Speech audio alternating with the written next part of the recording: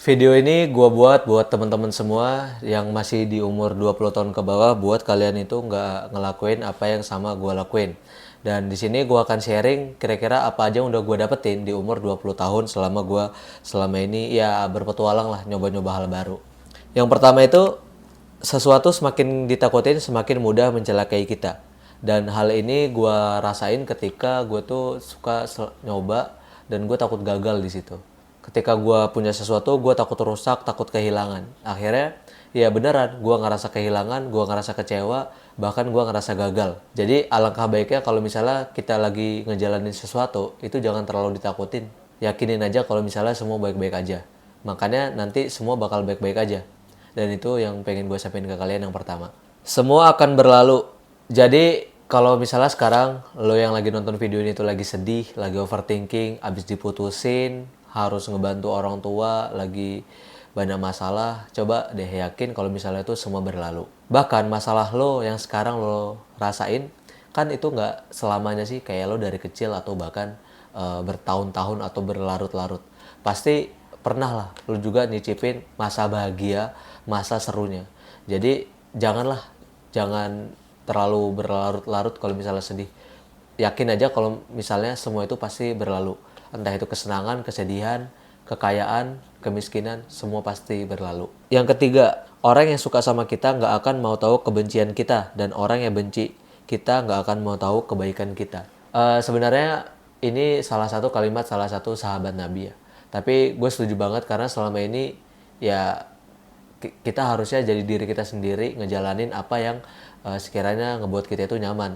Karena di sisi lain gue sadar kalau misalnya kita kalau terus-terusan menuhin ekspektasi orang lain, itu tuh kita sendiri bakalan capek. Dan gak semua orang itu kadang sadar dan tahu terima kasih ke kita, walaupun kita kadang gak berharap feedback dari mereka.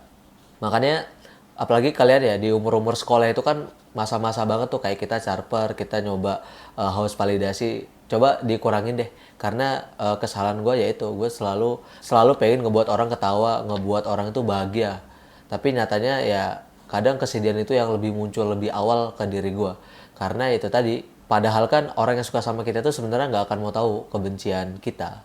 Dan orang yang nggak suka sama kita nggak akan mau tahu kebaikan kita. Jadi buat apa kita ngejelasin diri kita ke orang lain? Mending ya udah fokus terhadap diri sendiri. Selagi itu baik ya kita jalanin, selagi itu nggak baik ya udah kita jangan lakuin. Yang keempat, jadikan kritik dan kecewa sebagai bahan bakar buat maju. Rasanya gimana ya hidup di tengah-tengah orang-orang yang mungkin perkataannya itu agak pedes, orang-orang yang agak suka ngegebuk lah perkataannya. Tapi gue sadar kalau misalnya gue nggak digituin, itu kayaknya nggak akan berada di titik ini. Gue nggak akan bisa ngomong depan kamera dan sharing pengalaman gue ke kalian semua. Jadi mungkin teman-teman sekarang lagi di fase ngerasa bahwa kenapa orang tua kayak gini banget ya ke gue. Kenapa teman-teman ke gue banget sih kayak gini? Kenapa abang gue, saudara, atau bahkan keluarga yang lain tuh ke gue tuh kok kasar banget, tapi masih pengertian. Itu tuh sebenarnya ya mereka itulah salah satu cara mereka ngedidik kalian. Karena nanti kalian akan ngerasa di fase kalau misalnya udah nggak ada orang yang kritik, udah nggak ada orang yang nilai kita, ya udah hidup itu kesepian. Kita salah, kita benar, ya udah nggak ada respon lagi dari orang. Sehingga ya hidup kita akan monoton aja gitu-gitu aja. Kesalahan-kesalahan yang seharusnya dibenerin nggak akan ada lagi ngingetin. Jadi kalau misalnya ada yang kritik, berarti dia nilai. Kalau dia nilai, berarti dia merhatiin kita. Yang kelima, jangan berekspektasi kepada orang lain, karena mereka punya hidup masing-masing. Ya gue juga kadang beberapa kali berekspektasi ke teman-teman, kadang pengen lah kalau misalnya mereka itu bakalan sama gue terus. Pengen kalau misalnya mereka ngehargain gue, pengen. Kita banyak banget tuh ekspektasi ke orang lain. Nyatanya itu tuh nggak baik buat kita, karena ketika ekspektasi itu nggak terpenuhi, ya kita bakalan sakit, kecewa, dan sedih gitu. Makanya kalau misalnya nggak mau sakit hati, nggak mau sedih, nggak mau kecewa, ya jangan berekspektasi. Terutama anak-anak muda mungkin berekspektasi kalau misalnya dia suka sama kita atau dia baik sama kita, itu jangan. Anggap aja bahwa ya kita sesama manusia, ya udah saling berbuat baik, kita sesama manusia saling tolong menolong dalam kebaikan. Dibuat simpel aja, jangan dipersulit. Kemudian yang keenam, lebih baik gagal setelah mencoba daripada gagal sebelum mencoba. Overthinking itu kadang ngebuat kita jadi belajar bahwa gak semua hal itu harus kita takutin tau. Karena banyak banget beberapa hal di hidup kita itu yang memang kita harus coba dulu baru kita tahu rasanya gagal itu gimana. Contohnya adalah kayak bangun bisnis. Karena kan kita nggak bisa nyoba dari teori aja. Kita harus tahu nih gimana sih kira-kira di lapangan itu gimana ketika kita berbisnis. Kita ngobrol sama orang, ketika kita mengelola operasional, manajemen, dan lain-lain. Buat teman-teman yang lagi punya mimpi besar di luar sana, janganlah ngerasa gagal sebelum mencoba. Tapi coba dulu, kalau gagal diperbaiki lagi. Karena nggak ada yang 100% berhasil dari awal di dunia ini. Selanjutnya, burung percaya pada sayapnya, bukan pada rantingnya. Kalimat ini gue temuin, jadi waktu itu gue pernah scroll Instagram dan dia bilang ketika burung itu hinggap di sebuah ranting pohon, apakah dia percaya pada sayapnya atau pada rantingnya. Di sini gue belajar bahwa ketika teman-teman itu berada dimanapun, masalah apapun, teman-teman itu bergantung pada masalahnya atau pada diri teman-teman sendiri. Lebih baik kita upgrade diri kita sendiri. Ketika rantingnya patah, kita masih bisa terbang karena kita punya diri kita sendiri. Gitu teman-teman. Kemudian, life is single player game. Dunia itu rame, tapi kenapa sih banyak orang yang ngerasa kesepian? Ya karena hakikatnya semua orang itu punya hidupnya masing-masing. Semua orang itu punya jalannya masing-masing dalam mencapai hidupnya. Semua orang itu adalah owner di mimpinya, di cita-citanya masing-masing. Jadi jangan pernah ngandelin orang lain dalam tujuan kita. Lakuin aja karena hidup itu sendiri. Oke, kemudian kesepian adalah harga yang harus dibayar untuk sukses. Kalau kita lihat kenapa sih orang-orang sukses itu sekarang rame hidupnya, kayaknya enak banget ya. Tapi padahal proses mereka itu adalah mereka pernah ngerasain kesepian, sangat kesepian. Jadi teman-teman itu janganlah sampai kita itu ke bawah arus kalau misalnya kita butuh someone to talk atau butuh support system. Karena kalau misalnya emang dasarnya kita pintar, dasarnya kita berani survive dalam hidup ini, kita pasti bisa kok ngelewatin semuanya. Dan tadi gue jelasin kalau semuanya itu akan berlalu. Kesepian itu cuma sementara, nanti ketika teman-teman udah kaya, bakalan banyak orang-orang yang datang juga kok. Akhirnya hidup teman-teman jadi rame. Dunia itu hutan rimba, hanya ada yang diburu dan memburu. Kalimat ini gue dapetin dari Timothy ya. Dan sebenarnya gue agak relate dengan kalimat ini. Di dunia ini tuh kita semua berlomba-lomba. Ada yang duitnya diambil dan ada yang memberi duit. Atau bahkan ada yang memberi benefit dan ada yang mendapatkan benefit. Nah, artinya di sini kita tuh semua berburu. Kalau misalnya kalian mau lebih kenyang, lebih banyak dapat daging, berarti kan yang harus kalian lakuin adalah lebih banyak waktu memburunya sehingga kalian bakal dapat daging banyak dan punya stok banyak. Dan gitu juga di dalam hidup ini. Kalian harus kerja keras, kalian harus lakuin apa yang kalian bisa sehingga kalian akan lebih punya banyak daging daripada orang biasanya. Selanjutnya, laki-laki dilarang bodoh, dilarang miskin, dilarang jelek attitude, jelek karakter. Gue sadar pertama kali gue kuliah, gue dengar kalimat ini dari ayah angkat gue bahwa dia bilang kalau laki-laki itu jangan bodoh. Karena kalau laki-laki bodoh, siapa yang mau ngajak ngomong kita? Karena ketika kita diajak ngobrol, pastinya kita ngah. Ya bakalan jadi orang yang nggak nyambung lah. Bakalan nggak apa ya. Orang ngobrol apapun kita nggak bisa nyesuaiin karena kita terlalu bodoh. Terus laki-laki nggak boleh bokeh. Laki-laki terus kerja guys. Jangan sampai kita tuh bokeh nggak punya duit. Karena kalau laki-laki bokeh itu jangankan perempuan, teman sendiri aja bakal ngejauh. Masa iya sih nongkrong di traktir teman terus, kan harusnya kita malu gitu. Makanya bokeh ini dikaitin sama orang yang males gitu. Sebenarnya kalau lo nggak males, pasti lo nggak akan bokeh gitu. Jadi laki-laki jangan males lah. Dan nyambung yang ketiga, laki-laki tuh jangan punya attitude jelek. Kayak misalnya lo itu males-malesan, nggak jujur, bohong, nggak rajin, nggak disiplin. Jangan. Karena ini adalah fundamental dari integritas laki-laki yang harus dipertahankan lo sebagai laki-laki yang seenggaknya lo harus punya tanggung jawab dan disiplin. Sedih dan kecewa terjadi karena kita berekspektasi.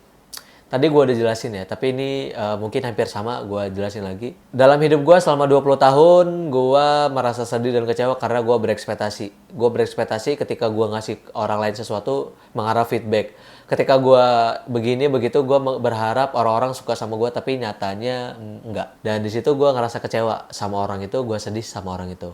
Padahal kenyataannya ketika gue sedikit aja lebih menyayangi diri gue sendiri, sebenarnya ya itu nggak apa-apa. Itu adalah bagian dari proses kenapa gue harus berekspektasi. Hidup akan ringan kalau masalah dihadapin. Di zaman sekarang masalah itu ibarat sesuatu yang mungkin bukan rahasia lagi. Karena banyak banget orang yang punya masalah itu diumbar di sosial media, berharap banyak orang-orang iba sama kita kemudian ditolong, dibantu segala macam. Padahal sebenarnya masalah itu ringan kalau kita hadapin. Kita jalanin aja, ada masalah apa kita hadapin. Kalaupun misalnya kita salah, kita minta maaf. Kalau misalnya kita butuh bantuan orang, kita minta tolong. Kalau kita udah dibantu, tinggal bilang makasih. Sebenarnya simple, cuman kadang banyak orang yang mungkin masih berpikir bahwa kita harus berterima kasih lebih banyak pada orang-orang yang udah nolong kita. Tapi ya itu tadi, kalau misalnya kita udah bergantung sama diri kita sendiri, ya harusnya kita lebih aman dan nyaman sama diri kita sendiri tanpa harus ngelibatin orang lain. Bangun kebiasaan membaca. Ini baru gue lakuin sebenarnya 3 tahun terakhir karena gue tadinya memang aktif di depan layar. Gue sadar bahwa kenapa gue ngerasa ada yang kurang. Akhirnya gue direkomendasiin coba baca buku untuk nambah literasi. Akhirnya ya udah gue coba baca buku dan pelan-pelan ternyata itu ngebuat gue merasa signifikan jadi manusia yang berbeda. Kayak pengetahuan lebih tahu ketika diajak diskusi ngobrol kita tuh kayak lebih ikut alur tentang kira-kira apa sih obrolan mereka. Dan dari buku-buku yang gue baca memang ngebangun kebiasaan baik terutama membaca adalah salah satu hal yang mungkin positif banget buat tubuh, dan ini bisa jadi investasi jangka panjang untuk ngebangun habit positif. Buying yourself is not bad. Belajar cintai diri sendiri deh, itu nggak terlalu buruk kok, karena kalau bukan diri kita siapa lagi yang bertanggung jawab. Orang nggak pede adalah orang yang kepedean. Orang nggak pede itu kenapa sih selalu kepedean? Kalau orang-orang tuh bakal meratin dia, orang-orang tuh bakal nilai dia. Padahal orang-orang tuh punya kesibukan masing-masing tahu teman-teman. Mereka itu ya emang nggak peduli itu. Kadang kitanya aja yang terlalu pede. Tapi kita selalu kepikiran kalau kita tuh kepedean. Kita nggak pede gitu. Sekarang coba tanya lagi ke diri teman-teman. Orang nggak pede itu terlalu pede tahu kalau misalnya diperhatiin dan dinilai sama orang. Dalam berbisnis utamakan relationship, jangan uang. Gue denger ini waktu lagi kuliah, dosen gue bilang bahwa orang Cina itu hebat. Dia tuh bisa gimana caranya ngebagi antara keluarga dan bisnis mereka. Yang ngebuat akhirnya banyak orang-orang Cina itu lebih berkembang daripada orang-orang pribumi kita gitu. Karena kan kita tuh punya sistem gak enakan, sehingga yang gak enak akhirnya dikasih. Tapi orang Cina itu mereka itu tegas, cuman saling support apa yang bisa dibantu. Dapur orang sukses itu rapih. Di sini gue belajar bahwa konotasi dari dapur itu sebenarnya banyak. Bisa jadi latar belakang, pengalaman dia, entah, dan juga support system yang ada di belakangnya gitu. Dan di sini yang gue coba mulai merapikan dapur dari pengalaman gue yang udahlah kita fokus, jangan neko-neko sebagai anak muda yang memang lagi pengen ngerintis dan terus semangat. Intinya jangan ngerusak dapur itu jadi berantakan. Dapur itu harus rapih buat kedepannya. Belajar menghargai waktu. Jangan males. Jangan pernah nunda banyak tanggung jawab yang memang harusnya lo lakuin di hari itu. Kalau bisa, apa yang bisa lo lakuin besok, lo lakuin hari ini. Supaya apa? Supaya kerjaan yang harusnya banyak itu bisa dicicil. Dan itu bisa mempermudah pekerjaan lo nanti ke depannya. Jangan fokus hanya pada satu masalah. Banyak hal di dunia ini sebenarnya distraction. Kayak misalnya sesimpel kita lagi fokus, tiba-tiba ada notif HP, atau kadang kita lagi ada usaha lain, tiba-tiba ke distraksi, masalah keluarga, teman, dan lain-lain. Sebenarnya kita harus fokus terhadap banyak masalah itu tadi. Kita selesain masing-masing dan jangan kabur dari masalah. Karena masalah itu adalah kuncinya, yang penting dihadepin aja sih. Jangan sampai karena masalah kita tuh menjadi pribadi yang bukan diri kita sendiri. Akhirnya kita seolah-olah egois, nggak nyelesain semua masalah itu dan malah lari. Positive thinking. Ini yang lagi gue coba bangun, berhenti untuk berdistopia, berpikir tentang hal-hal negatif tentang hidup ini. Nggak ada kenyamanan, nggak ada harapan. Akhirnya gue coba belajar untuk positive thinking. Karena gue yakin otak kita itu ketika kita coba yakin terhadap hal positif, dia tuh bakalan ada Google Maps untuk ngarahin tubuh kita ke hal yang kita yakinin. Terutama hal-hal baik. Kalau kita ke hal-hal buruk, maka kita akan diarahin sama badan kita ke hal-hal buruk. Tapi kalau hal positif, kita juga akan diarahin ke hal-hal positif. Jadi itu aja yang mungkin gue sharing ke teman-teman semua tentang hidup gue selama 20 tahun. Kira-kira apa aja yang udah gue dapet. Dan mungkin sebenarnya masih banyak yang gak bisa gue sampein gitu. Tapi kedepannya nanti gue coba tulis di IG gue dan juga di channel YouTube gue kedepannya. Semoga bermanfaat. See you next video.